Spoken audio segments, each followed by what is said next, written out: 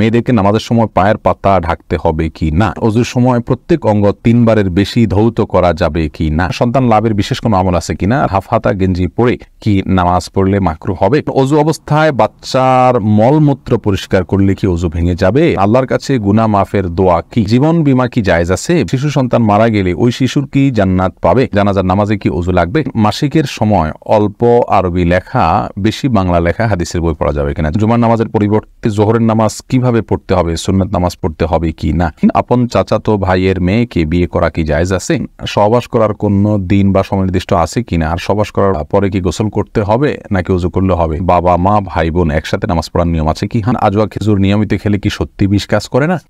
সোহাগ মোস্তফা জানতেছেন মাসিকের সময় অল্প আরবি লেখা বেশি বাংলা লেখা হাদিসের বই পড়া যাবে কিনা, যাবে, হাদিসের বই পড়া যাবে, হাদিসের বই পড়তে নিষেধ করা হয়নি কোরআন হাদিসের কোথাও।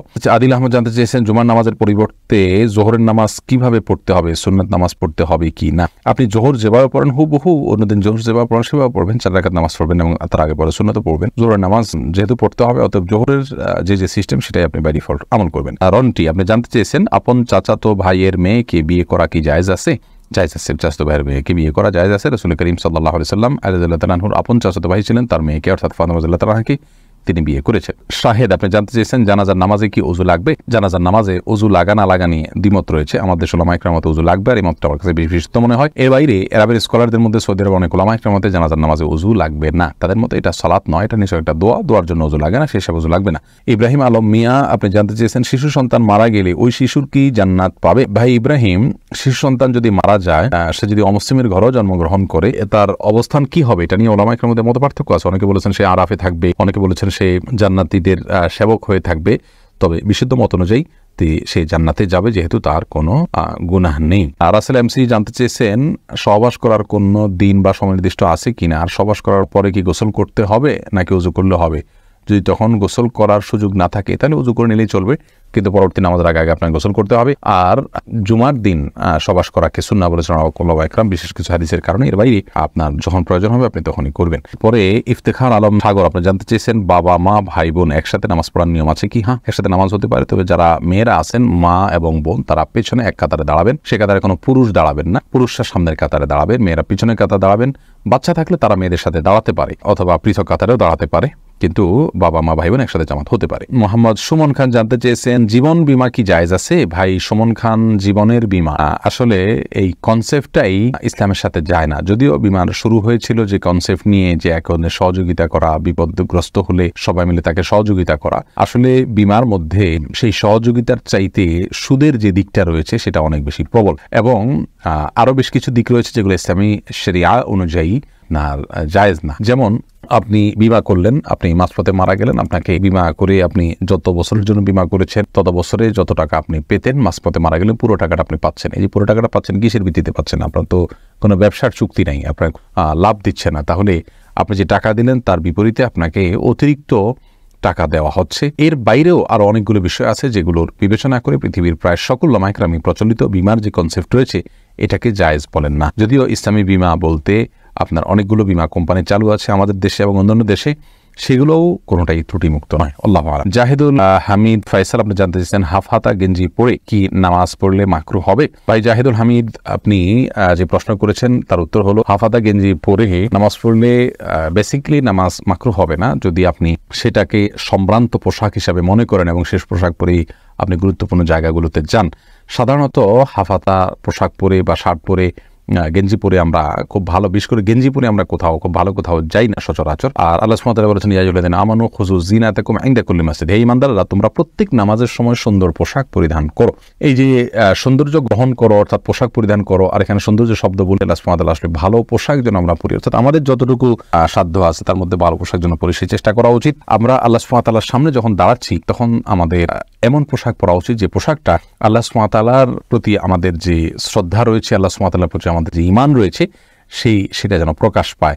এবং নরমাল কোনো পোশাক আশাক যেগুলো পরে আমরা কোথাও যাই না সেটা পরে নামাজ পড়া উচিত নয়। আপাতত গেঞ্জি যদি পরেন তাহলে সেক্ষেত্রে এটা পরে আপনি কি সম্মানজনক কোথাও যান, যদি না যেয়ে থাকেন আপনার জন্য এটা মাকরু হবে, কিন্তু নামাজ হয়ে যাবে। মিনহাজ আপনি জানতে চাইছেন আল্লাহর কাছে গুনাহ মাফের দোয়া কি, যা হাঁটতে বসতে পড়তে পারবো এরকম যে কোনো দোয়া আপনি পড়তে পারেন। ইস্তেগফারমূলক, আল্লাহর কাছে ক্ষমা প্রার্থনামূলক, আস্তাগফিরুল্লাহ ওয়া আতুবু ইলাইহি, এই দোয়া পড়তে পারেন। আর ক্ষমা প্রার্থনার জন্য সবচেয়ে আপনার ভালো দোয়া হলো সাইয়্যিদুল ইস্তিগফার, আল্লাহুম্মা আনতা রাব্বি লা ইলাহা ইল্লা আনতা খালাকতানি ওয়ানা আবদুকা ওয়ানা আলা আহদিকা ওয়া ওয়াদিকা মাসতাতা'তু আউযু বিকা মিন শাররি মা সানা'তু আবু'ু লাকা বিনি'মাতিকা আলাইয়া ওয়া আবু'ু লাকা বিযানবি ফাগফিরলি ফাইন্নাহু লা ইয়াগফিরুয-যুনুবা ইল্লা আনত। এটা হলো ক্ষমা প্রার্থনার জন্য সবচেয়ে শক্তিশালী দোয়া, যেটাকে সাইয়্যিদুল ইস্তিগফার বলা হয়েছে।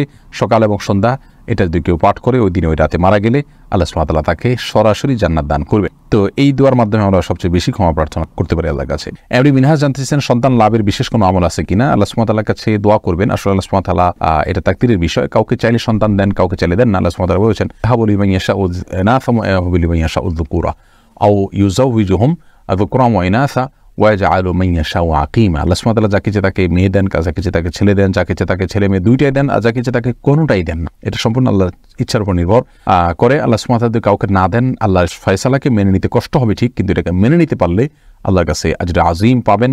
এটা ঈমানের গুরুত্বপূর্ণ একটা দিক, যে আল্লাহর ফয়সালাতে সন্তুষ্ট হয়ে যাওয়া। আল্লাহ তাআলা আমাদেরকে অনেক দিক দিয়েছেন যেগুলো আমরা হয়তো জানি না। আমরা যে দিকটা আল্লাহ দেননি সেটাকেই শুধু আমরা দেখতে পাই, শয়তান সেটাকে আমাদের সামনে বড় করে। আর এর বাইরে সন্তান লাভের জন্য আপনাকে আমি কয়েকটা দোয়া দিতে পারি, দোয়ার সাজেস্ট করতে পারি। একটা ছিল ইব্রাহিম আলাইহিস সালামের দোয়া, আর একটা হলো জাকারিয়া আলাইহিস সালামের দোয়া, রব্বি হাবলি মিনাস সলিহিন, এটা পড়তে পারেন।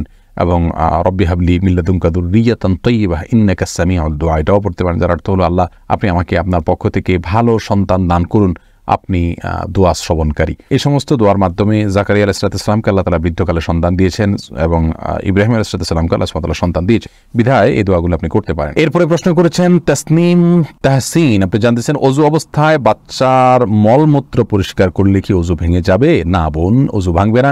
বাচ্চার মলমূত্র পরিষ্কার করলে আপনি হাতে বা শরীরে যে জায়গায় আপনার মলমূত্রটা লাগবে ওই জায়গাটা আপনি ধুয়ে ফেললেন, বড়জোর অবস্থাতেই আপনার ওযু হয়ে যাবে। তাতে আপনি পবিত্র থাকবেন, পরিচ্ছন্ন হয়ে গেলেন, কিন্তু আপনার ওযু ভঙ্গ হবে না। এম এ রাজ্জাক আপনি প্রশ্ন করেছেন ওযুর সময় প্রত্যেক অঙ্গ 3 বারের বেশি ধৌত করা যাবে কি না। ওযুর সময় প্রত্যেক অঙ্গ 3 বারের বেশি ধোয়া যাবে না, কারণ একটি বর্ণনায় রয়েছে যে ফামান জাদা আলাইহা ওয়া নাকাসা ফাকাদ তাআদ্দা ওয়া যালামা, অর্থাৎ 3 বার ওযু করার বিষয় যে নবী সাল্লাল্লাহু আলাইহি ওয়াসাল্লাম দেখানোর পরে একটি রিওয়ায়াতে আসছে যে তিনি বলেছেন যে এর বেশি যে করবে সে সীমা লঙ্ঘন করলো। কারণ 3 বার নবী সাল্লাল্লাহু আলাইহি ওয়াসাল্লাম দেখিয়েছেন 3 বার ধুলে একটা হাত একটা মুখ মানুষের পরিপূর্ণভাবে ধৌত হয়ে যাওয়ার কথা।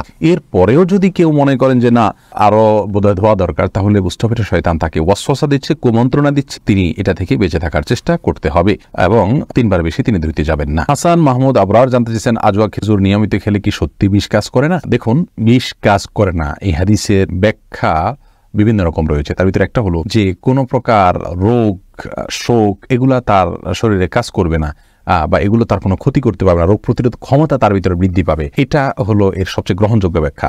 আপনার বিষ কাজ করে না বলতে বিষ পান করবে সরাসরি সেটা পান করবা মানে কাজ করবে না, বিষয়টি সেরকম না। আবার অনেক আমাদের মধ্যে এটা বিষও কাজ করবে না যদি সেভাবে মানুষ নিয়ম করে খায়। এরপরে প্রশ্ন করেছেন বোন ইশরাত জাহান মারিয়াম, মেয়েদেরকে নামাজের সময় পায়ের পাতা ঢাকতে হবে কি না, এটা নিয়ে মতবিরোধ রয়েছে। অনেক উলামায়ে কেরাম ঢাকতে হবে বলেন এবং তার সপক্ষে বেশ কিছু দলিল তারা হাজির করে। আলমারাতু আওরাতুন, পুরাই হলো আপনার ঢাকার বস্তু বা সতর করে বা ঢাকার মতো মেয়েদেরকে পুরোটাই ঢাকতে হয় এবং সতর করতে হয়। এর বাইরে আরো বেশ কয়েকটি আসারের দ্বারাই তারা বলেন যতটুকু ঢাকা যায়, কিন্তু এর বিপরীতে অনেক উলামায়ে কেরাম বলেন যে না, পাও ঢাকা এটা বাধ্যতামূলক নয়, তবে যতটুকু সম্ভব টাকনো পর্যন্ত রাখতেই হবে, এরপর যতটুকু সম্ভব ঢেকে রাখতে পারলে ভালো হয়। সবচাইতে নিরাপদ হয় যে আমরা বড় জামা পরে যদি পায়ের পাতা ঢেকে রাখতে পারি তাহলে ইখতিলাফের ঊর্ধ্বে উঠে যেতে পারি, ওইটা সবচেয়ে নিরাপদ।